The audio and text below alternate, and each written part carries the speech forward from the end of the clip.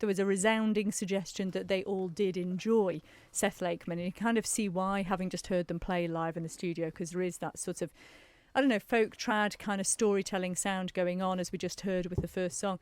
They're also a lot of fun. There's a snowball fight going on. Oi, oi, stop it. Don't worry, they're not real snowballs. They're not going to melt all over the studio. I'm going to guess that Sue Quillian might have made these. These are fabulous. Why did you bring in snowballs? I found them because we play a game where you've got to try and throw them into the... That would be the Just got one in noise. the cheeks. You've got to try and throw them in the cajon hole. Oh. Yeah. I can't see it, but Yeah. it's down there. So Yeah. no, were you sat on it or was Jerry sat on it? Do you want to have a go? Right, okay. Hang on, I'm going to try this. I'm going to try Here's this. a long shot. Okay, Try and you get it in ready? the hole, Christy. Oh, I mean, that was close. Ricochet. But it didn't go in. So, one more go. Okay. Ready? It's not my day. It's not my day. Anyway, so they do have a lot of fun as well. It was quite funny because I did say I've got you guys in here because, you know, the songs bring me so much joy, and then he sung about a guy with no legs. Yeah. Song.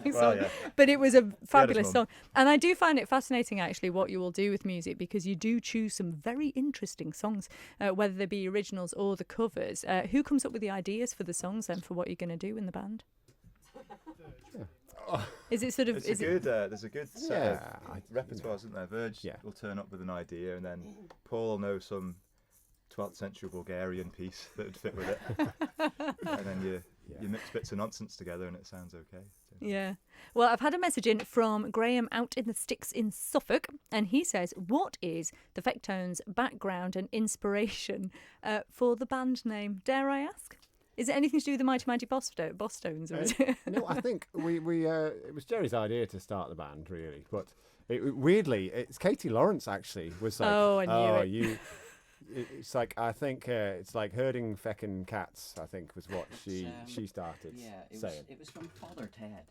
Oh, of course. Just move that mic towards you there, Jerry. You know, she's Katie's a great love of Father Ted, so, Yeah. as we all know.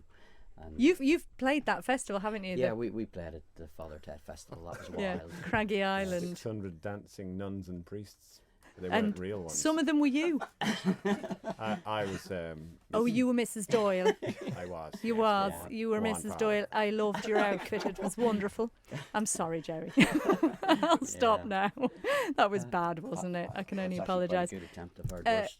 Well, there you go then. Dewan715 has messaged in to say that we saw the band in Carlo a couple of years ago. Thought you Oh, were yeah, that's fantastic. correct. Yeah, Yeah, the band because you do get off island quite a lot as well, don't you? Yeah, I think people they're a bit more open to weirdness, aren't they?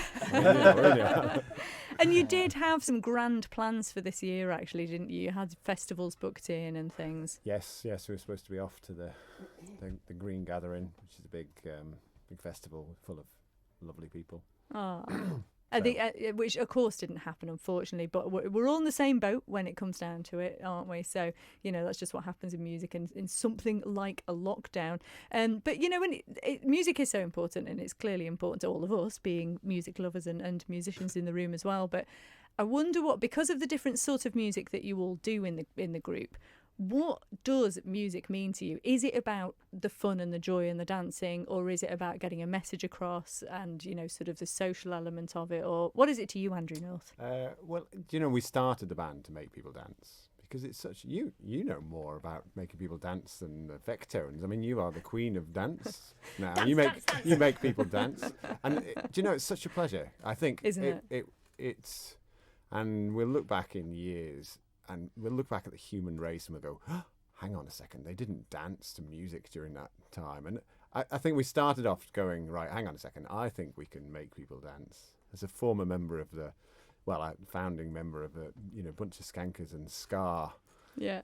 a long time ago, I realised that you could make, people that didn't normally dance would dance if they were supplied with enough interesting rhythms and catchy songs.